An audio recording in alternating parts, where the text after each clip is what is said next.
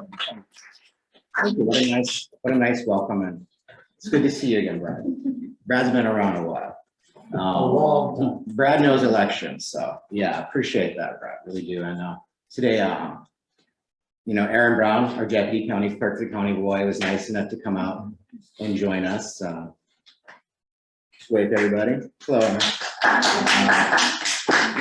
Aaron is instrumental. He has a background in numbers and bean counting and finances and contracts and human resources. So all the things that kind of make me a little, squeamish, big time, big help, especially with elections, especially this time of year when we have a lot of work going on, that people don't see necessarily behind the scenes, just to make sure everything gets done correctly, timely, efficiently, and that, that's something we can all be proud of. So I'm very grateful to Aaron's help, in this whole process.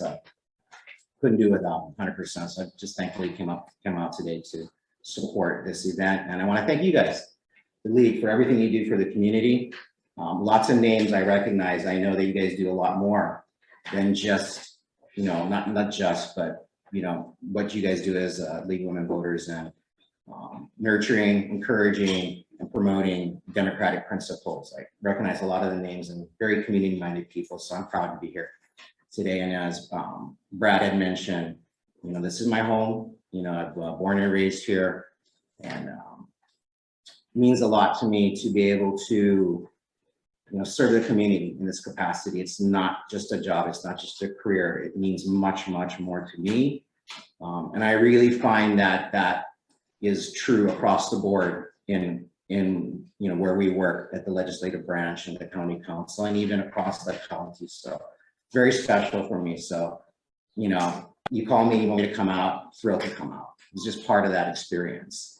I'm going to dive right into, and in the course of things, I'll share a little more myself, and I'll start with a personal story about how I first, experienced my first elections experience, if you will. So this goes back about 30 years. I think it was the first time I was eligible to vote. I was about 19 years old, maybe getting close to that.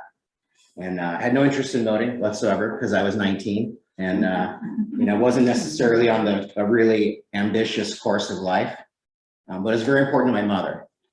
So she said, if you go vote, I'll give you 20 bucks. Now this is gonna sound bad, but it's within the family. It was just an encouragement to get me involved. So I took her up on her offer, and I remember I went down and voted at De Silva School, which is closest to our house where I went to school. And I'm not gonna say much more than I do remember voting in the presidential race. I won't say for whom. We're gonna keep that clean. And then I don't know how I did it, and we're not gonna go into that, but I remember buying a case of beer with that money, and celebrating my first experience in elections. Now, fast forward a lot of years. So that was 30 years ago, just to be fair to me and everybody else. I really honestly didn't think much more about elections, voting, or anything of that nature until I started working with the county again. And actually, I was fortunate to be hired by a man named Dr. Holshoe that represented the Hamakua district as a council member. And Mr. Holshoe, lost his election or his re-election bid. I kind of hung around the county because I really felt like it was some place I wanted to be, and that I could contribute and be happy and provide for my family. I ended up working in the legislative branch in a not only nonpartisan, but not for any particular council member, but as a whole, to provide services to the entire council and the county. And during the course of that, I kind of got to know a few people. And one day I got a call from Pat Nakamoto, who many of you probably know. She at the time, and up until recently, up until December of this year, was our elections program administrator. And Pat called me and said, hey, we need some help, as part of our processes. We need people that can come in and train our precinct officials and other people that perform at the polling places and all the different tasks they do. In addition, on election day, we need people that go around and kind of provide troubleshooting and provide resources to the polling places. Is that something you'd be willing to do? And I asked her why she thought of me. And she just said, I just know you can do it. And that was enough for me, because I had, just in a short amount of time, I had grown to really respect Pat Nakamoto for how she conducted herself, her professionalism, how she managed her operation. So I wanted to be a part of it. So I said yes. And since that time, I've always had this mantra of, whenever somebody asks you to do something, say yes and regret it later. And then go do it and do it well. And then build off of that. So I said yes. And what an experience that was. Just kind of reminiscing on how, and this is kind of where we're going with all of this, how elections used to be. You know, it was frenetic and it was more frantic.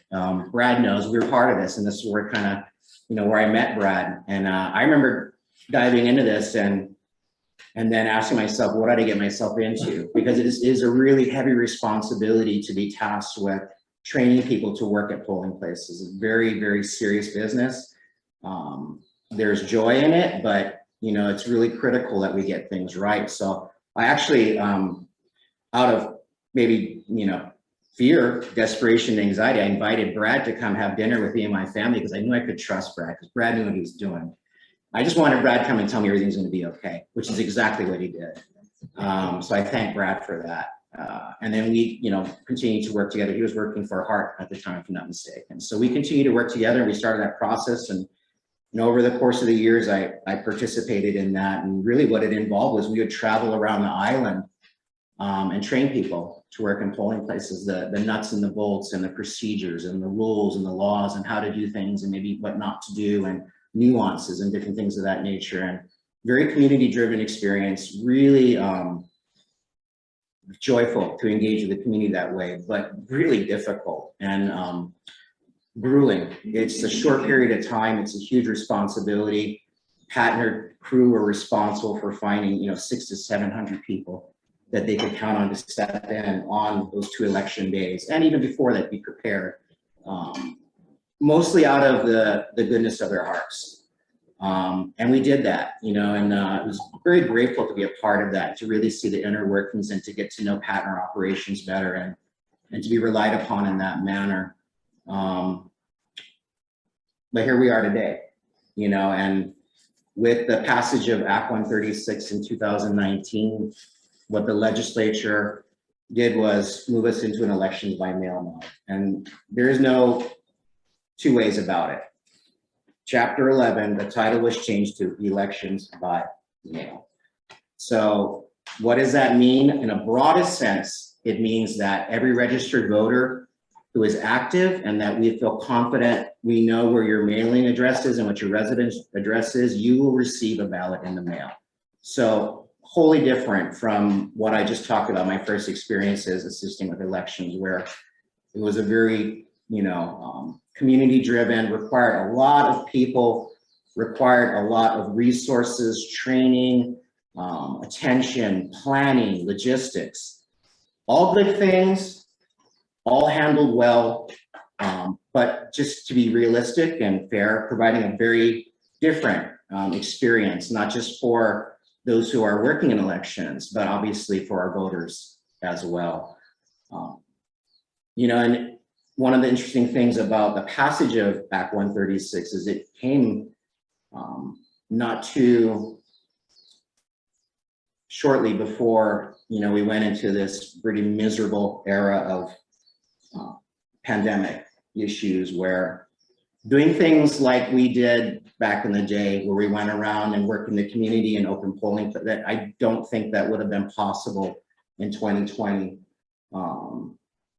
with the condition we were in with health and safety. So you could say, and I have to say before, we were fortunate as the 4 counties in the state that the legislature had enacted that into law well before, you know, we knew what was coming on the horizon, because we had started to prepare for an elections by mail. So we didn't have to pivot or adjust.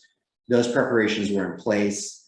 And I think it's important to kind of talk about this too, because I know that some voters maybe still believe that the elections by mail in 2020 was in response to the COVID pandemic, which in fact it wasn't. It was completely incidental, but did, I think, work out for a lot of people. We had an extremely high turnout. To me, a lot of factors to that. This is a presidential election, very interesting races on the ballot. But perhaps part of that was what the legislature had envisioned, is that by mailing each registered voter who is active and has a solid address and solid voter registration a ballot, that would increase access to voting and convenience. And part of what led the legislature to believe that that was the direction it wanted to go, which, you know, this prospect of voting by mail has been around a long time. Legislature showed no interest really in it for a lot of years.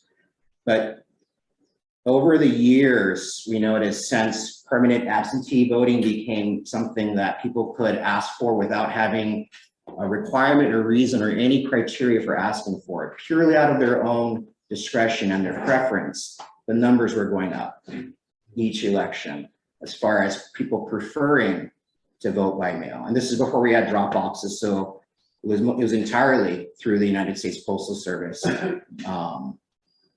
So I think what the legislature felt was, and I wasn't there, didn't participate, but looking to done some of the research, is that ironically people had voted for how they wanted to vote by how they were voting. And I understand, I'm fair. I think I really am fair. And I know for a fact that that doesn't mean that every voter was happy with the change or is happy with the change and doesn't prefer it for a variety of reasons. First and foremost, I think, is the experience I was talking about before. You know, that community-driven experience where there's a buildup to an election day, where we still had a fair amount of people that were going out and voting at the polling places in their communities. People were volunteering, and that experience, I'll be frank, that I don't feel that energy anymore, whether that's good, bad, or indifferent. And it is different for our office too, obviously. It's a very different emotional experience, if you will, and a very different work experience. So I have people in my family that, joke with me. They say, I'm still going to go down to the school and I'm going to put my ballot under the principal's door. And I get it. So, I'm not one to, I don't want everyone to discount anybody's preferences or, their sense of loss, if you will, when it comes to being able to, have that community-driven experience. And even some of our people that worked at the polling places, I'm sure miss it. My mom does. She used to volunteer on a Puna, and she really enjoyed it. So it's not just the voter, it was the people that were being asked to come and do this that, we didn't have to pull or push them very hard. They wanted to be there. So it is a very different experience for everybody involved, and for the candidates as well. Let's be clear about that. I don't think there's an election day anymore. There's a results day. There's an election season is what really comes down to it. People receiving ballots, 20 odd days before the election day, and the ability, to turn it in and cast their vote, so to speak, though it's not counted immediately, but to submit it, that next day. That's what my wife does. When she gets it, fills it out, gives me, I drop it off at a drop box down at work for her. The next day, I just put mine in today. So, you have that variety even within your own household. Dropbox, yeah. It's just to save the postage for me personally. It just saves a little bit of money. There's a question in Yes, the please. The person that asked the question on chat, you want to go ahead and vocalize that? Or Vocalize can that? you just? You can read it if you want, Or or read it. Hey, That's why the don't we let preference. him finish his presentation? It's okay, I don't mind. Yeah, it's kind of flows better perhaps that way.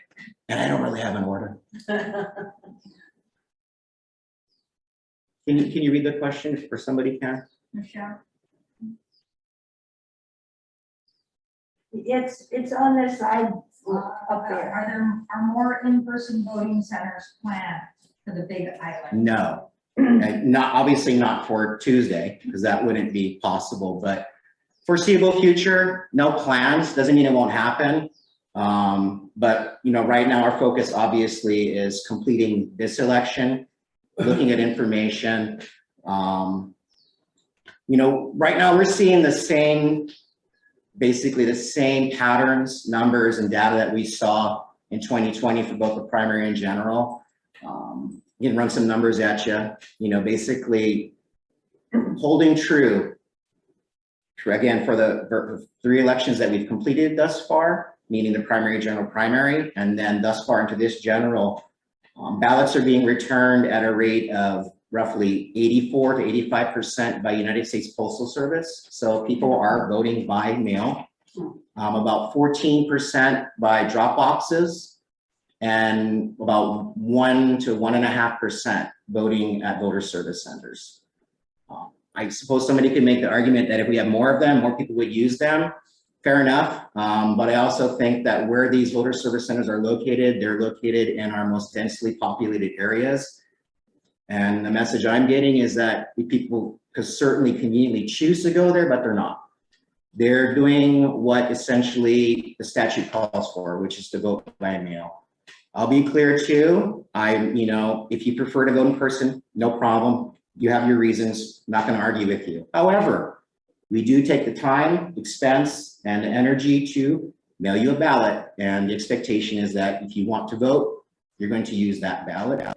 And if you don't want to put it in the mail, we try to make drop boxes convenient. So if that's your preference, you'll use those. And we have seen an uptick in uses of the places of deposit or drop boxes. Not huge, but I see, when I look at the numbers every day, I see people using those. So we would consider trying to locate more drop boxes to make that more convenient, especially for people in rural areas, if they're not able to get to one. Although, those drop boxes are available the very same day that we mail out the ballots. So they're available for like a 20-day span before the election. And our hope is that most people, if they don't want to put it in their, post office box or their mailbox, they'll come somewhere near a drop box within that 20-day span for whatever reasons, going to shopping, doctors, or visiting friends, or going to a wedding, or the random experiences you can have in life. So voter service centers are designed by statute to provide services to people who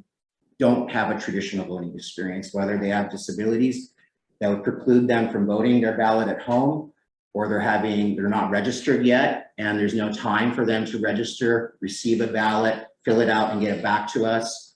Or for some reason they want to register in person and vote at that time. Statutorily, they're really not, there's nothing in the statute that talks about it being a discretionary choice. Again, we would never turn anybody away from making that decision, from invalidating the ballot we've mailed them and voting there, but it's not part of our program to essentially guide people into voting at voter service centers as opposed to using the ballot that we mail to them. So I'll kind of circle back to that question you got about not promoting them more. We promote them for what their purpose is.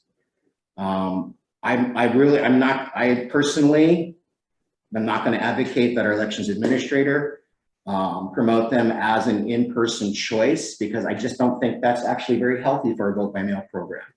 When we're told that the process by the state law is that each registered voter that's active and has proper credentials for their mailing address, and we're comfortable that they're a solid registered voter, is going to get a ballot in the mail, then that is what we need to prepare for.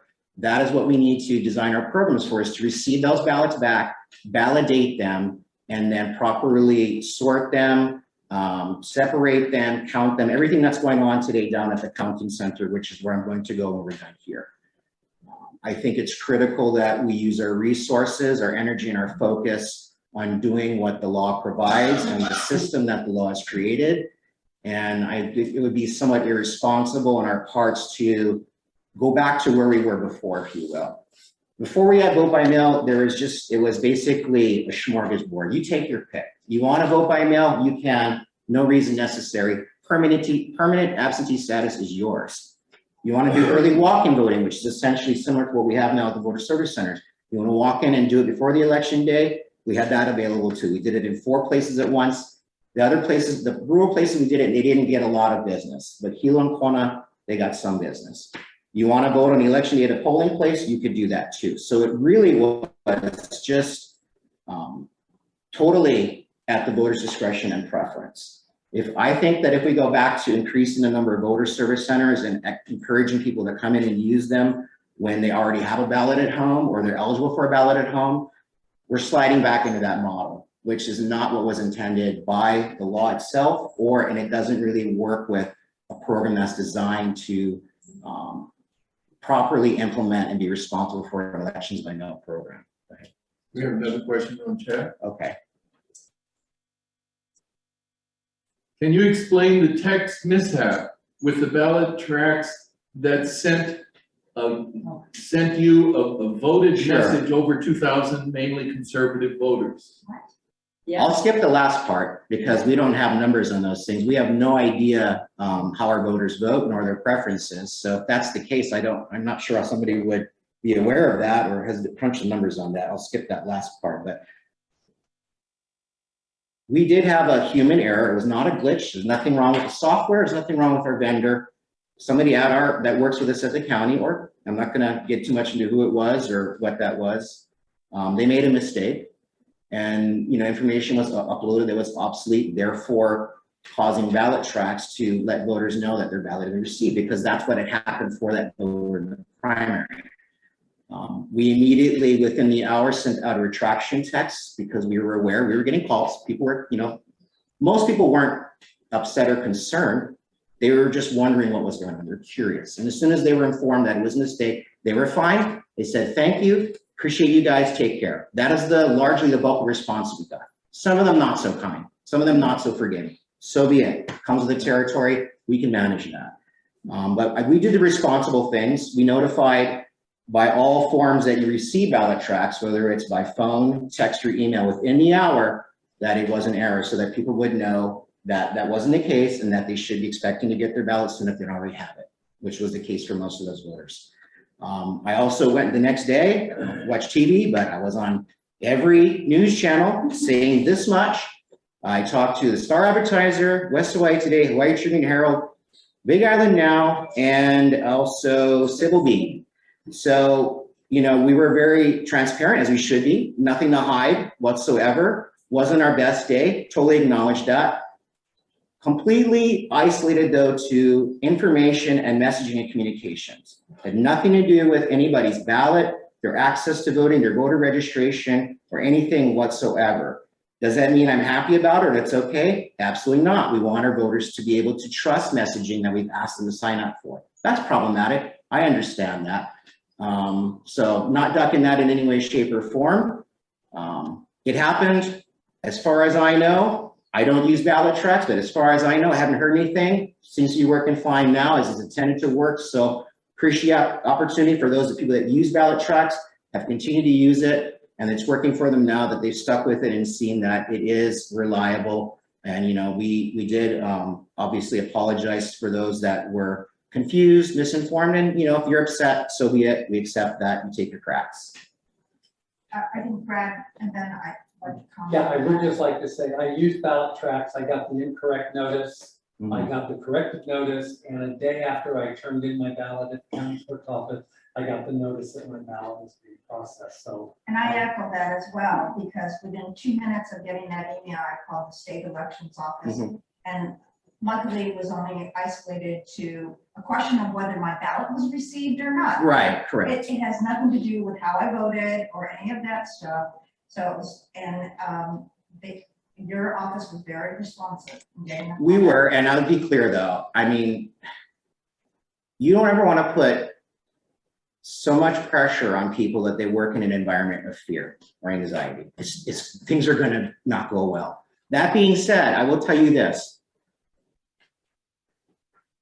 It bothered us because we understand that trust is critical. And even though it's a messaging incident, this did not sit well with anybody that works there.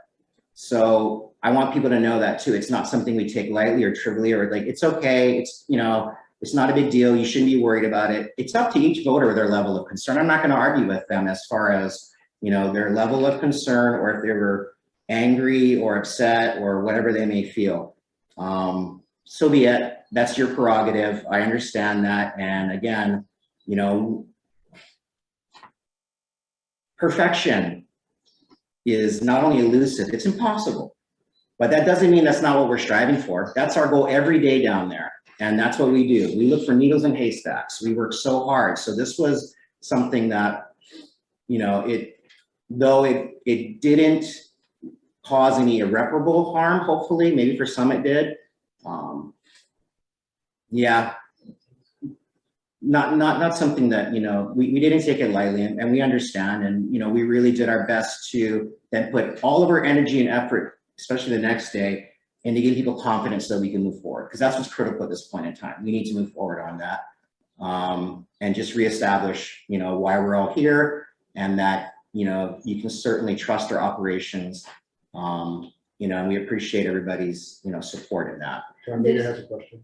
John, thank you for that, and I'm sure more than one of the news outlets asked you this question, but I don't recall hearing an answer to it. Going forward, what safeguards Oh, yeah, are in place for sure. human error like this? Just like anything else, and unfortunately, sometimes it takes a mishap for you to improve yourself. So we did immediately work with the state and our vendor to, safeguard so that a mistake, input mistake, a data input like that, mistake like that wouldn't be possible again, or would be nearly impossible. And we continue to look at that. And then,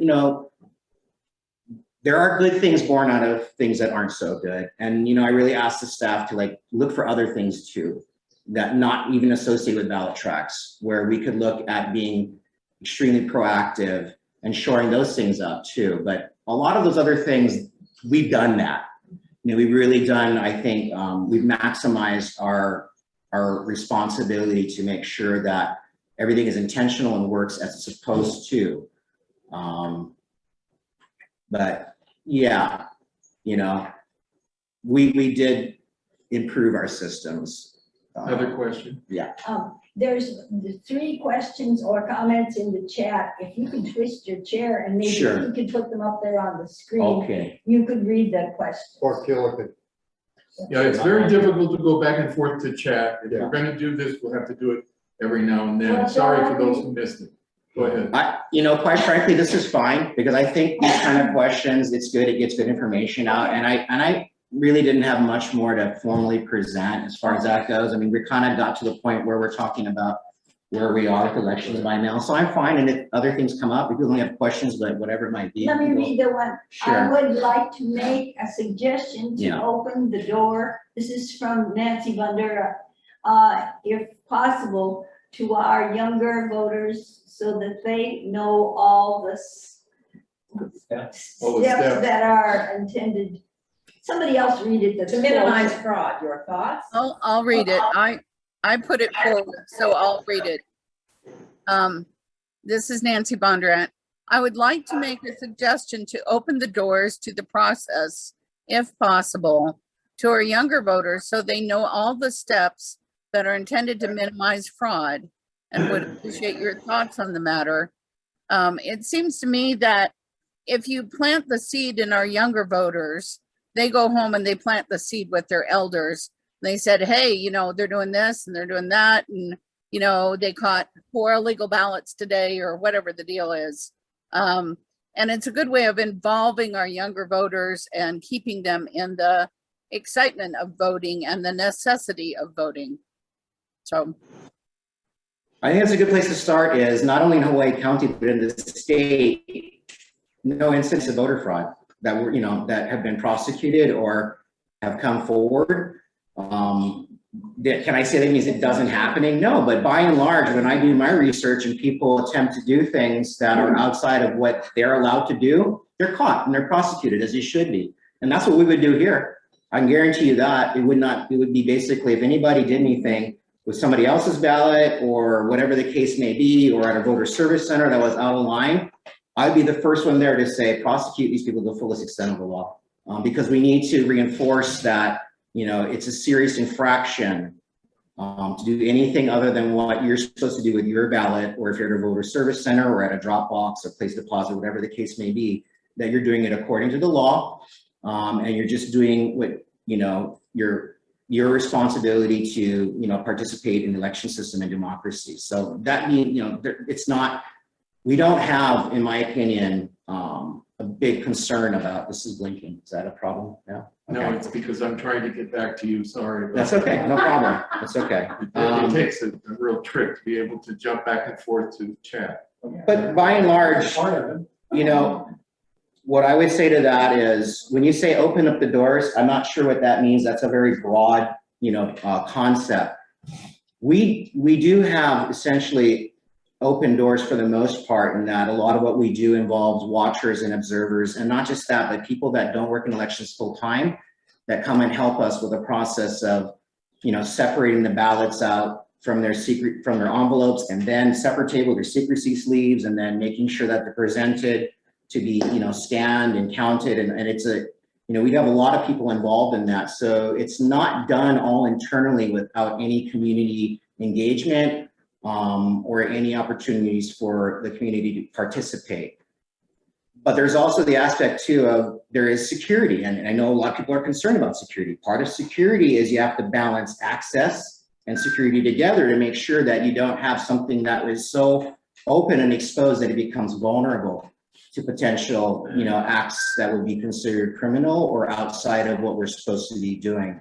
I would just encourage people, if they're interested, to, ask us questions, volunteer. I've thought about maybe doing some YouTube videos about how it all works, and I thought maybe is that the smartest thing in the world, to show all the little details of how we do things without potentially creating some vulnerabilities in our systems. It's something I think about. I enjoy talking with people about it, but I understand that's a one-on-one experience and people become enlightened, but it doesn't help to educate the community. So that's why I'm coming out with things like this, to We try have to two do more that. questions, Yeah. and that would be from Alexandra, followed by Julie and Michelle. So if you guys would just read your own, that'll help a lot. Alexandra? Hi, good morning. Aloha, John. I'm just curious over time if the goal is to phase out voter centers in person, or if they will always be a part of kind of the framework for the reasons you previously mentioned, disabilities and registration on the day. Well, that wouldn't, that's all looking forward. So there's a couple things involved with that. There's a state law that calls for them. So if that law changes, then we respond to, what that law says. So as long as the law says that, those are a part of the experience, of course, we would never phase them out. That wouldn't even be an option, let alone something we'd want to do. And there are no plans for that. And I can't, and when you say always, I am not going to be around forever. It's not going to be my, all my authority. Laws change, people change, things change. I mean, that's how we got to where we are today, quite frankly. So I can't project too far. I can tell you about Tuesday. Nothing's going to change through Tuesday. And then from that point forward, we shall see. Oh, who is the next question? Who is the next questioner there? Nina, Julie. Julie. Julie? Yeah, Julie Charles. so Julie's question is, we need to know that there is equal representation of Democrats and Republicans doing signature verification and adjudication. I can tell you, I have no idea, because we don't do it that way. That's done by staff, and I have no idea what their political affiliations are, and I don't want to know. Those processes are not part of the counting center process. They're not subject to observation. They are in-house, and they're conducted professionally and accurately every day. But I don't know what their affiliations of people doing it are. And I'd also just remind that there are more than two parties, in Democrats and Republicans regardless. What's the next question? It's from Nina. I had something. Before we go on to the next question, Brad just wanted to include something, supplement. I just wanted to make sure that everybody understands that the county employees are doing the work, but there are official observers there who are invited in from the outside, who watch the entire process, every step of the process. And the county generally, I don't know, Pat used to work to get representatives from every political party to be those official observers, because I've been an official observer in Hawai'i County, and it was clear there were members of the Democratic Party who were observing, there were members of the Republican Party who were observing, and Pat used to go out of her way to invite every political party in. But it was sometimes difficult to get observers to come in and watch. But I just want to make sure people understand that while the county's doing their job, there are independent people watching the process. But just to clarify on that, that is at the counting center. And we also have watchers at our voter service centers, because these are, the counting center is a heavily restricted, environment for great reasons. So, but we have observers there from a variety of parties, Libertarian, Green, Democratic, Republican. We have media representative. We had a terrific League of Women Voters, Representative Armin. I hope he's okay. He was fantastic. His experience, his demeanor, how he conducted himself really was critical to our operation in the primary. But that's at the counting center, that's at the voter service center. The question was specifically about verification of the signatures on the voted ballot packets, and then if it doesn't match up, how those matters are cured. And those are handled in-house by paid county staff. We don't have people to observe that process. It's not part of the law, and it would be very difficult to do anyway because of the fact that we do those things kind of continually as we receive ballots and as they're set on the side because they didn't, pass through the verification, and then going ahead and, going through the process of looking at them and taking a closer look by eye and by hand, which all of our staff has been through signature verification training multiple times. So it's a double layer of using technology and people together to verify those things. And when it doesn't match up, we interact with the voter to give them the opportunity to cure that process. They even have up to 5 days after Tuesday to do that. So it's not just up until Tuesday. And that's part of our process. And that started on day one when we got ballots back. We actually got a large number of ballots back that didn't make it through signature verification. I think that's a good thing in a lot of ways. It means it's working. And I don't know, we get a pretty good ratio of people that tend to then want to, cure that issue, provide us a signature we can trust and know that they were the person that submitted that ballot and their ballot is properly counted. Sue has a question. Or I just had a comment. I was, for one thing, the observers at elections are set up in Hawaii revised statutes. I mean, it's yes, state correct, law. correct. And the way they're set up and Yeah. the way everybody is asked. I was the head observer for about 40 years here on the island at the counting center, but Mhm. sometimes Pat would call us, a few of us in to go observe something at the county Sure. when, discrepancies came up or something. And that was a good idea. Yeah, and we still do that. Yeah. We don't just, only provide that opportunity and experience where it's required. We have people that come with us to transport the ballots from the county building to the county center, even though that's not required. We just think that's a wise thing to do. I don't have any concerns about anything happening, but I think it's a wise thing to do. When we're bringing our equipment back from Puna to the county center on election night, we have people from at least 2 political parties there to do that. Again, not required necessarily, but I think a smart, judicious thing to do. We'll even take requests to view those processes if we don't want to totally close them off. And we have in the primary had people come and view the signature verification process and how our technology works and what our processes are, in a way that is safe and secure. Again, I have to emphasize, it's our responsibility and my personal responsibility to ensure that education, access, whatever you want to talk about, is also balanced with security and being responsible. I don't know who a bad actor is. I probably think Sue's probably not one, most likely, but I don't know that for sure. Maybe she spent all these years doing this because she's, up to something. I have no idea. I mean, it kind of makes sense for her to, be so helpful for 40 some odd years.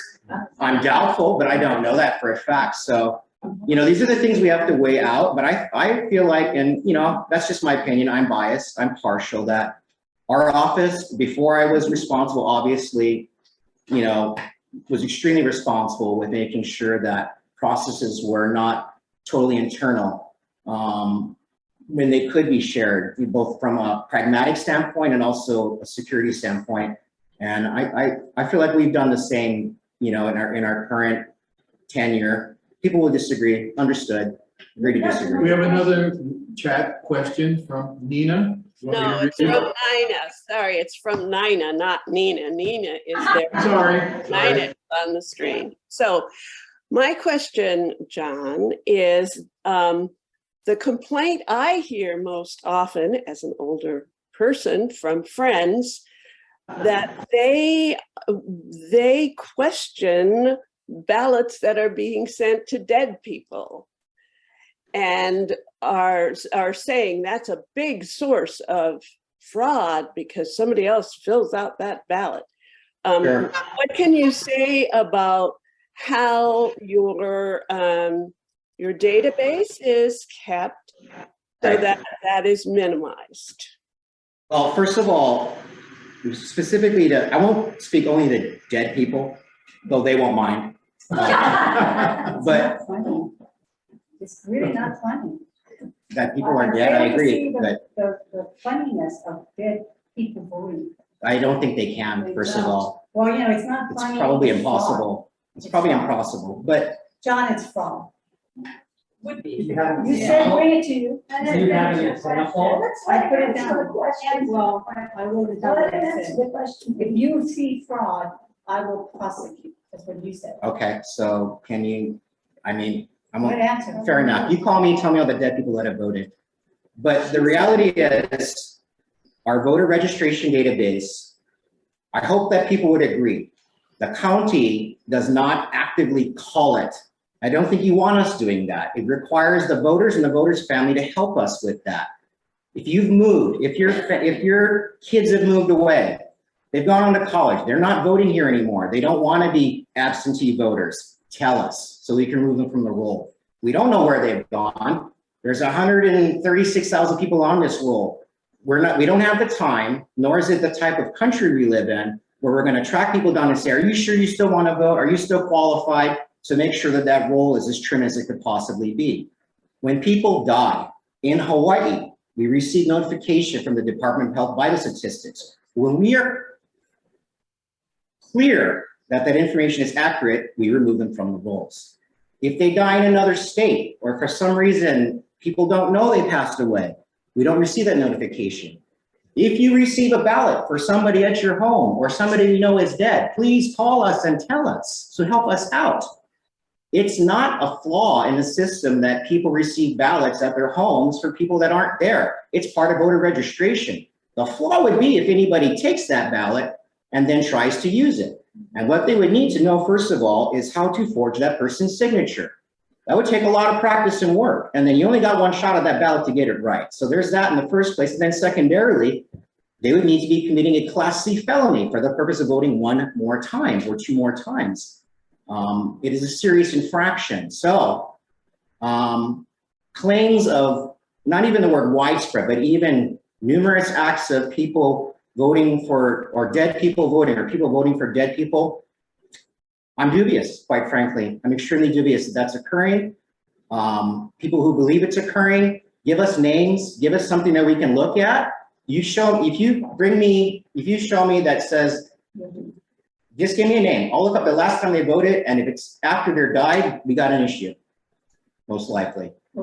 Most likely. Thank you, John. My questions go to accessibility, which you've touched upon.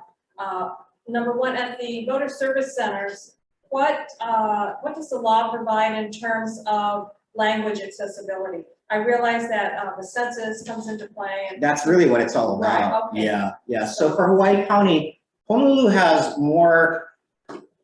includes more languages as far as their ballots or on their voter service machines that they use because of their population counts and their different groups of people that are non-English speakers having a greater percentage in the consent. But for us, I think it's just Ilocano and Chinese.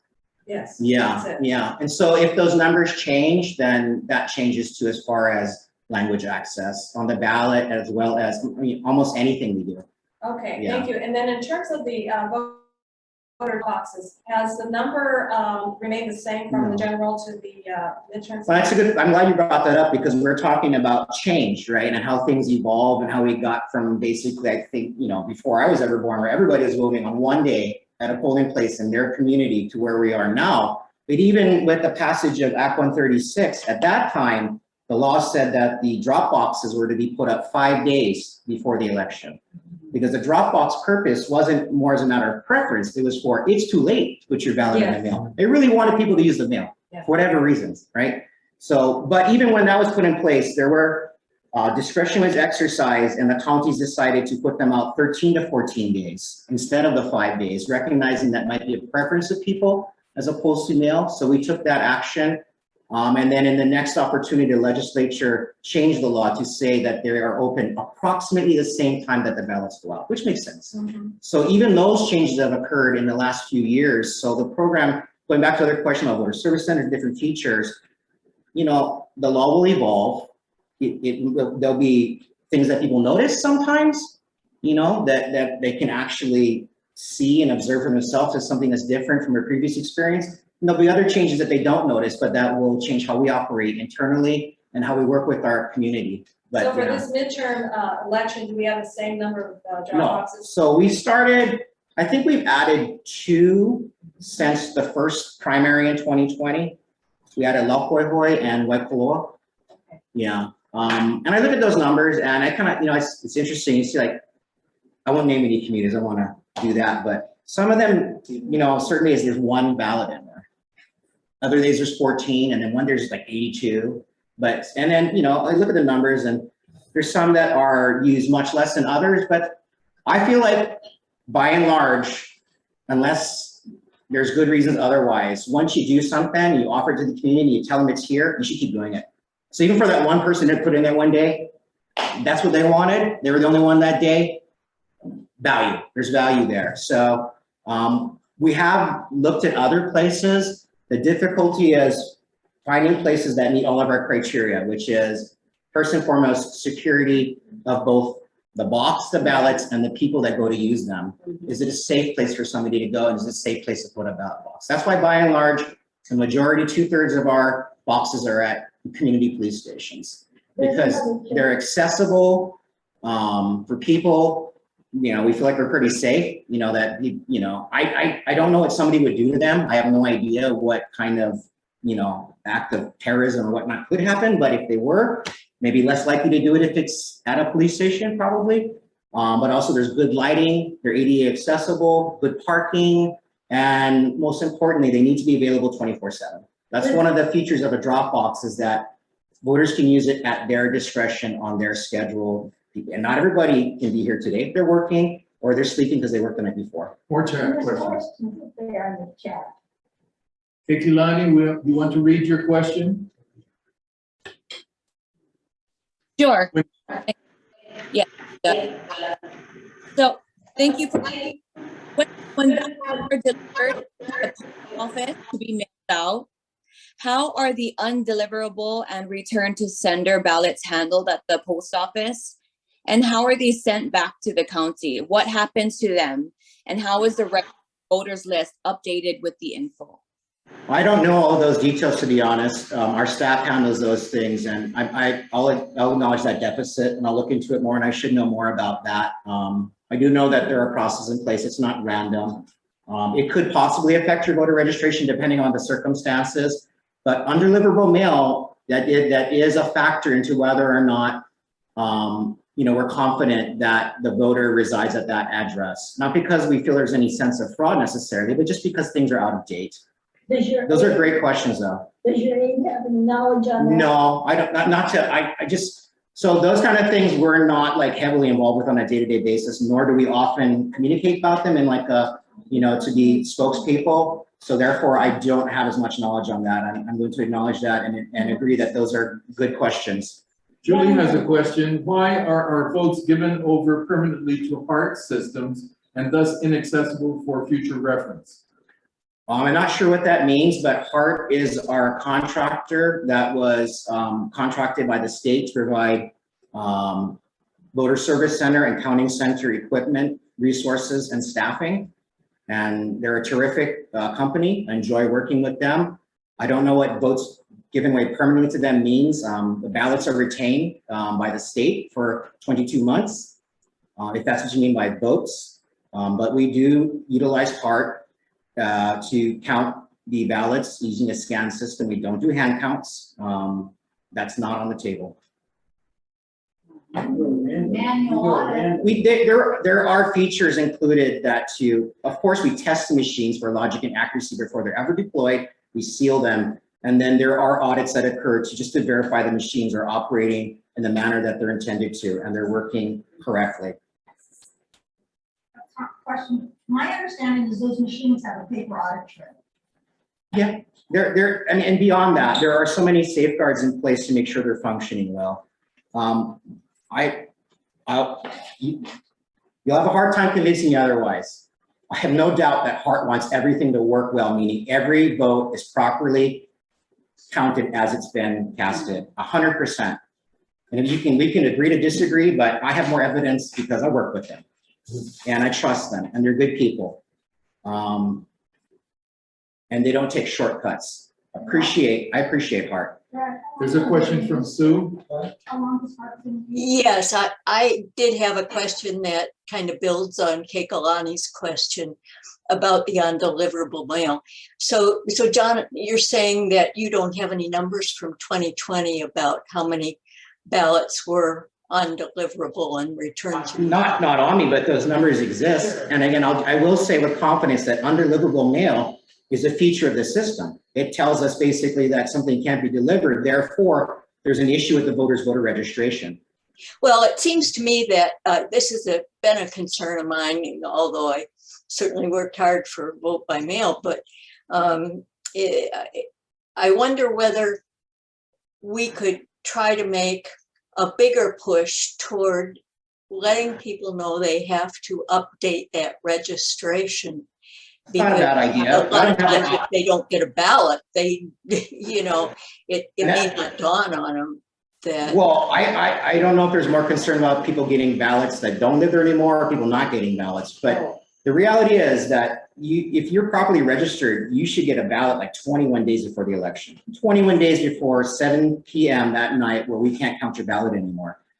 I am hopeful that if you're aware and you're interested in voting, you know that, and you didn't get a ballot, we tell people, call us, work with us. We'll make sure you get a ballot. If we can't do it in time, we'll have you come down and pick one up from us. Beyond that, we'll have you go to a voter service center, get your, Hawaii has same day voting and registration.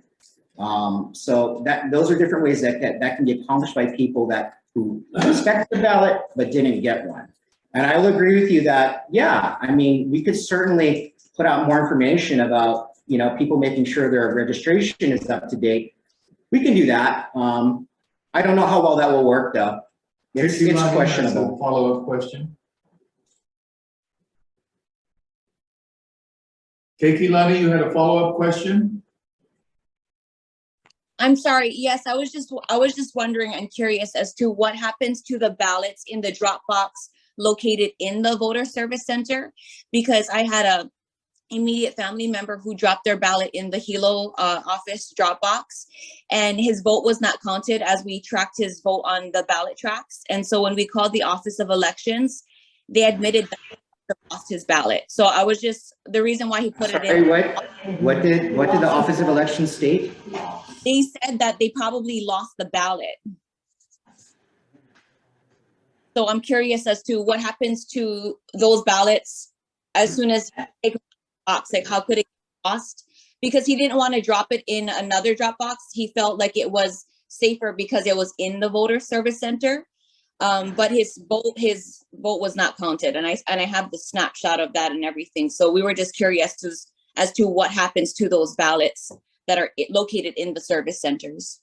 They're transported by staff from the voter service center to our county office to be processed for signature verification and sorting. Question in the room? Just like this, just exactly in the same manner, or nearly exactly the same manner as a ballot would be from a place of deposit or a drop box. Stand up, please. Is there a process for written concerns about elections? Yeah. Is there?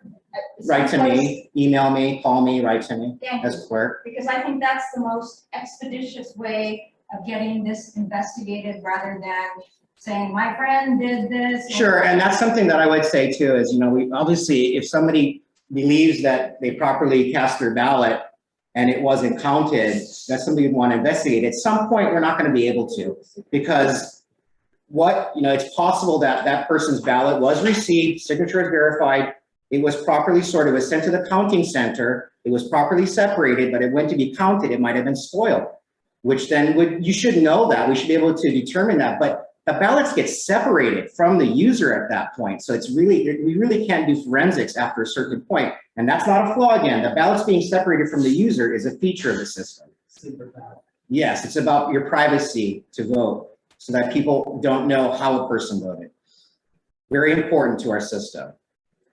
So there's scenarios that could come up. I don't feel confident about the lost the ballot thing because we're very careful. Is it possible? I'm never going to say anything isn't possible because that's going to make me look foolish and then it'll happen because I've jinxed myself. But I'm doubtful that happened. I certainly hope it didn't happen. We treat each person's ballot like it's the ballot, the only ballot, because it's not about the numbers for us. It doesn't matter if 80,000 people voted or 200. Each person, we ask them to participate in this. We ask them to put down their preferences. We ask them to mail it back to us, and we respect that 100%. John, I have a question. Since the implementation of voting by mail, you said this is the third election now? Fourth, the general. Fourth, okay. Well, when we talk about primary, general. Okay.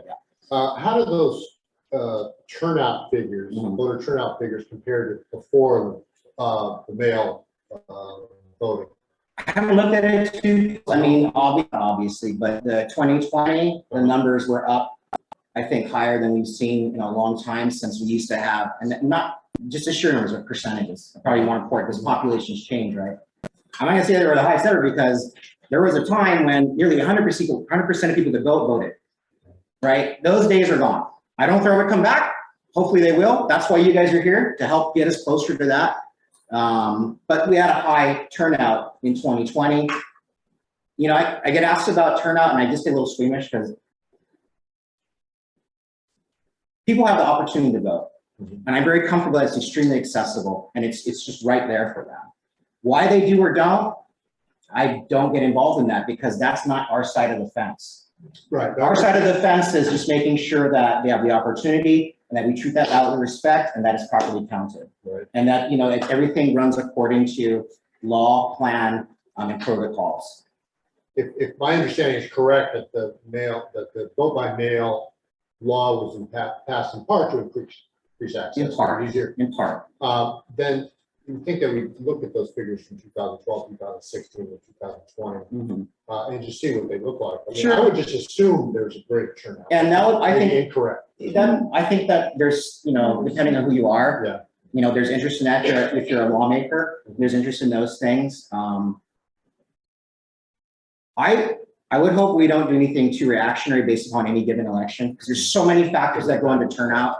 I mean, there's just so many different factors, and I don't know, but a lot of it has to do with candidates and races, and what's on the ballot and who's on the ballot. There's a lot of that too, and just current atmospheres and whatnot. And the numbers are on the state elections office website. Yeah. Oh, okay. They're very accessible. Yeah, I kind of, even though I don't like to dive into that too much, I just would caution by comparing times too much. You should do it. It's an easy data thing to do, but like any statistics, you got to look at all the different variables involved at that point in time, a really deep look into context and what Population increases. and all kinds of things. What kind of race it was there a lot of interest? Look at the news articles. Was there a lot of news articles about the candidates, different things? All those things build energy, right? And all those things build enthusiasm and participation.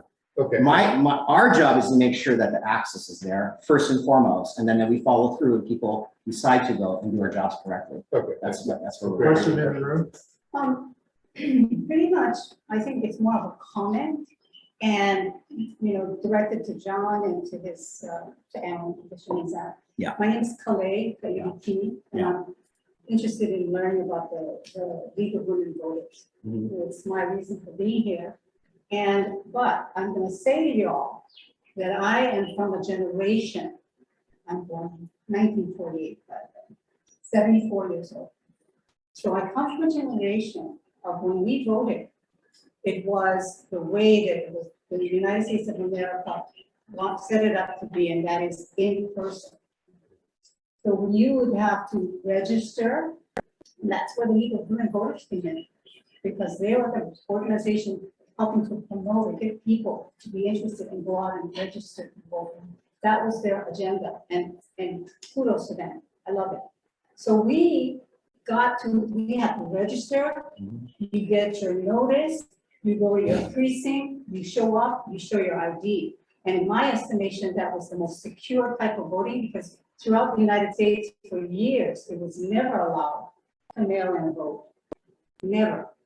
Because it's easy to have fraud. And they only allowed it in very, very special cases. And it had to be certified if you were ill, if you're incapacitated, if you were, in an area you couldn't show up, but you had to have it certified. And it would to help decrease fraud.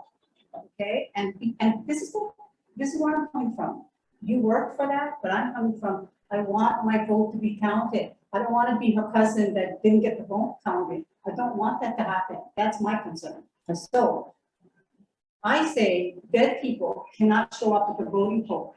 So you don't have that problem with me. I still don't think dead people are voting, but fair enough. Well, you can have your opinion, I can have mine. Sure. No problem. Yeah. But I say that even though it's a new law and you support it, for the new generation coming up, please be aware that not all laws made by man are good and correct. They are flawed. They are as flawed as the people that put them through. And I'm trying to help your generation because I cycle out of this world. I want you to have a better life, not me. I'm done. I was able to vote. To be fair, I started all this out by acknowledging that there are differences in opinion how things are handled, and I don't disagree. No, it's a comment. I understand. It's just a comment that I'm making because that was my journey. I'm 74 years old. I appreciate the old style of doing it. That was the law throughout the United States. It was a law. You're promoting a new law. Okay, fine. I don't feel like I'm promoting things or even necessarily supporting them, right? Well, I we support it follow from a it. standpoint of it's my job, Right, and I'm happy to do it. That's fine. That's Yeah. That's a good word. Yeah, thank you. That's good. But all I'm doing as an older person Yeah. that gives advice because we care about you, nothing else. No, and like I said, different people have different I'm a perspectives, mother, and that's part of the grandmother, whole thing. great grandmother. I care Fair about enough. the new people, our young people that are gonna inherit this earth. I only wanna help you guys out. True. No other hidden agenda. I just wanna help you. Thank you. Just to provide some confidence for the fact that just because the votes, you vote and it's not registered right away. In 2020, I'm a part of many communities who service people with disabilities, as Kayla can attest to. Several people with disabilities have problems, whether it was their signature or whatever, and they were able to resolve them. It was not easy sometimes for accessibility, much better now with free bus service, blah, blah, blah. But at that point in time, all the people I know who experienced difficulties, there was great concern. They were all resolved satisfactorily. So I'm telling you, just because it doesn't register that your vote was received, doesn't mean, but the second comment is please keep the service centers open because there are many people who still want to go. It's not even an option not to. Yes. Yeah. And we wouldn't exercise that option if it was an option. Yes. I would like to just say that the League of Women Voters has worked hard to get mainland voting. One of our members, Marion, really worked on this for years. So just so you'll know that we've been in favor. Everything changes.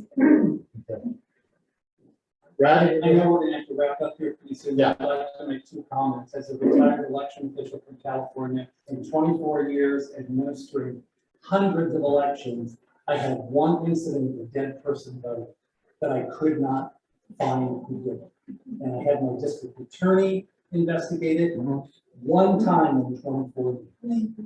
So, and also in terms of absentee voting, it started during the Civil War to help soldiers who were away during the Civil War to vote. So, And the only way you could do that is if a specific allegation, incident, or belief was brought to your attention.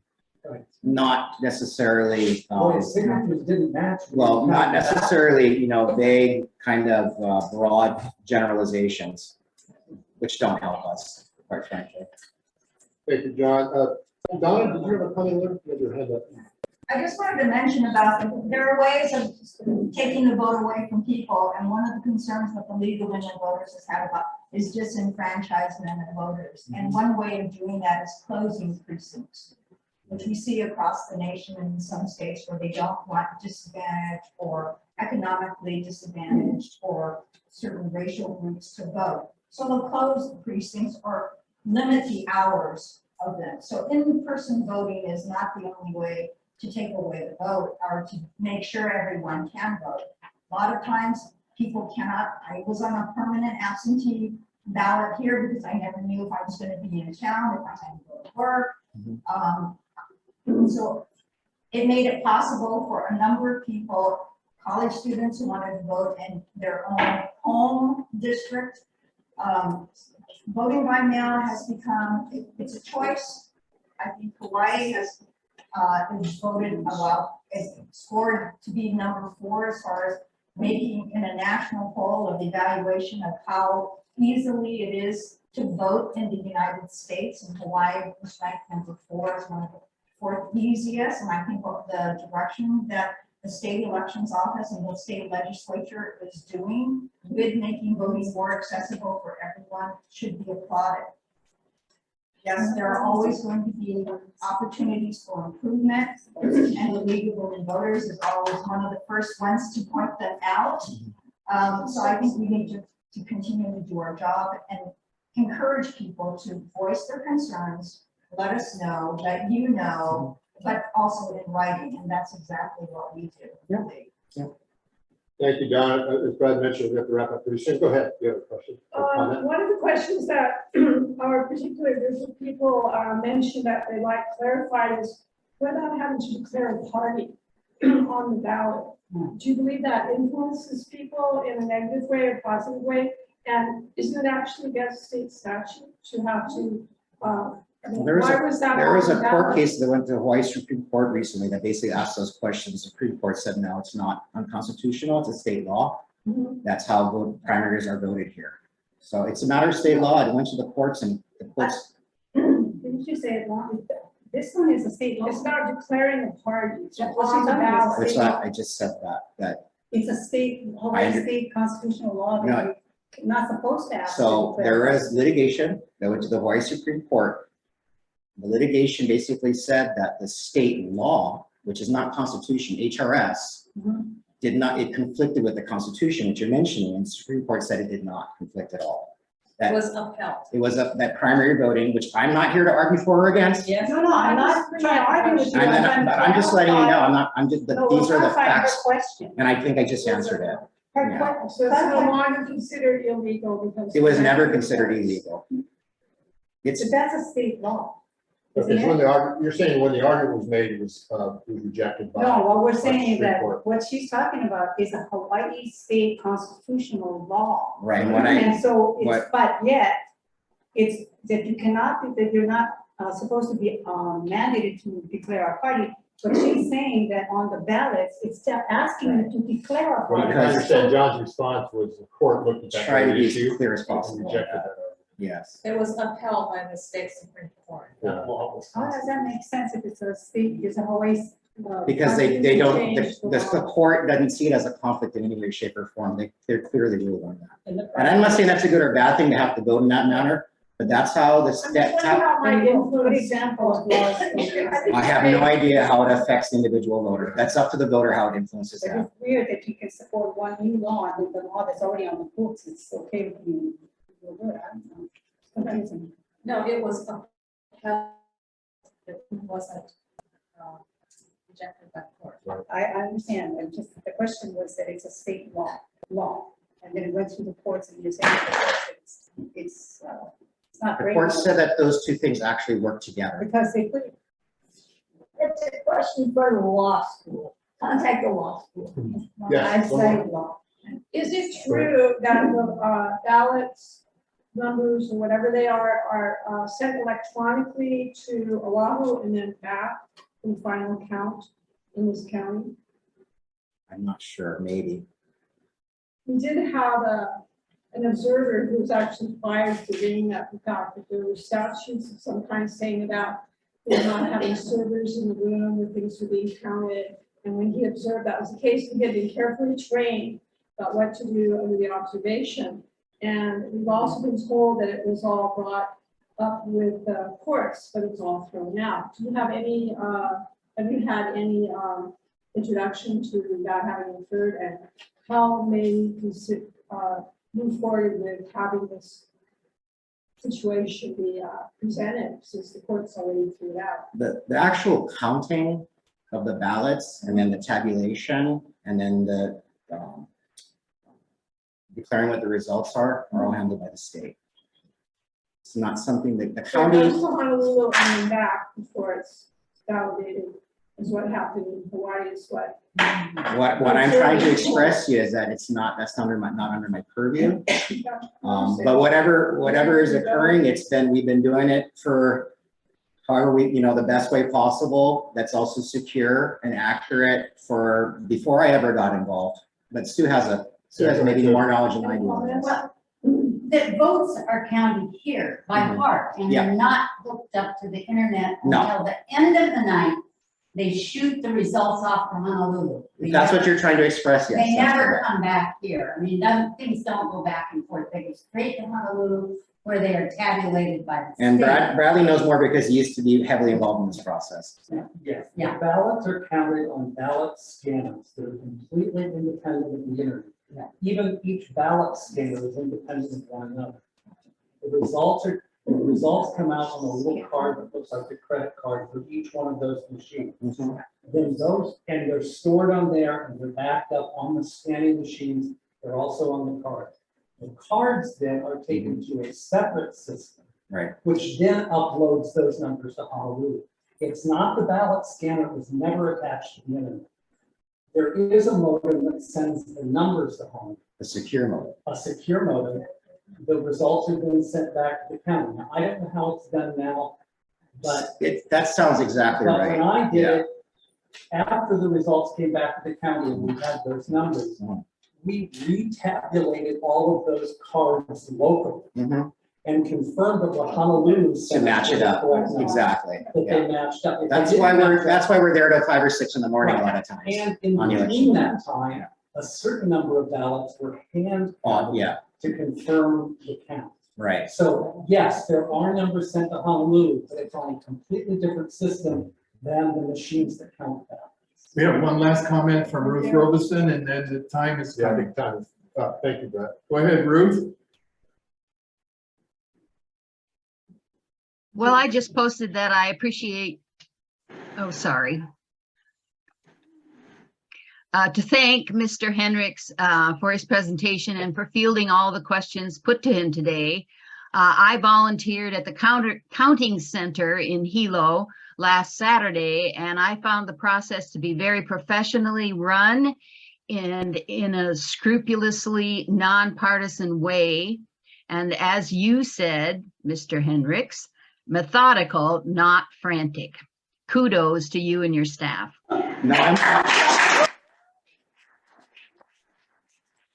Why aren't you there today? You got something better to do? Is that your recruitment approach for volunteers? Thank you, John. No, before you do, that's a great kind of transition. I just want to make sure we recognize all the people that do volunteer. Amen. That still do. It's not nearly the quantity as it was, but the quality is terrific. And I enjoy going to the counting center. I'm of little value there. To be honest, I can't touch anything because I'm not supposed to, even though I'm the clerk, because that's how secure it is. But what I will never lose appreciation for is watching people work together. And by and large, the beauty part of that room is it's ironic. There's no politics in there, but they're counting ballots, right? And they're separating ballots. They're doing all these processes so professionally and methodically. But it's people working together, not regardless of their beliefs, but in concert with them in some ways, even though they might feel differently about different things and have very strong opinions that are different.